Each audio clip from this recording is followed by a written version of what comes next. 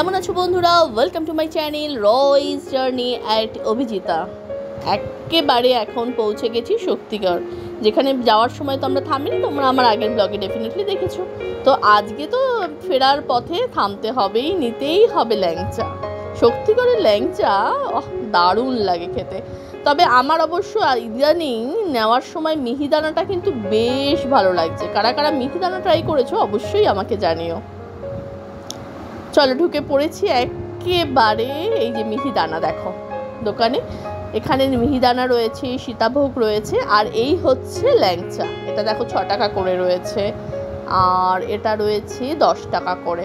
সাইজগুলো অ্যাকচুয়ালি এদিক ওদিক হয় আর কি, দামের সাথে সাথে সাইজগুলো। এটা 15 টাকা রয়েছে, আর নেক্সট ওয়ান রয়েছে 20 রুপিস। এই যে সাইজগুলোর জন্যই দামটা ভ্যারি করে। আমরা মোটামুটি এই পথে যাওয়ার সময় এটাতেই আমরা থামি, বেশ ভালো লাগে। বিশেষ করে আমি তো বলবো আমার সীতাভোগটা গতবার আমার ততটা ভালো লাগেনি, মিহিদানাটা। আর এখানে দেখো শনপাপড়িরও রয়েছে। এবার কিন্তু এটাকেও নেব, কারণ মোটামুটি খারাপ লাগে না আর কি। ছোটোগুলো মোটামুটি 100 থেকে শুরু। এখন হচ্ছে অভির চলছে ট্রিবেক, সে ট্রিবেক নিচ্ছে, আর আমার নেওয়া হয়ে গেছে সব আইটেমস।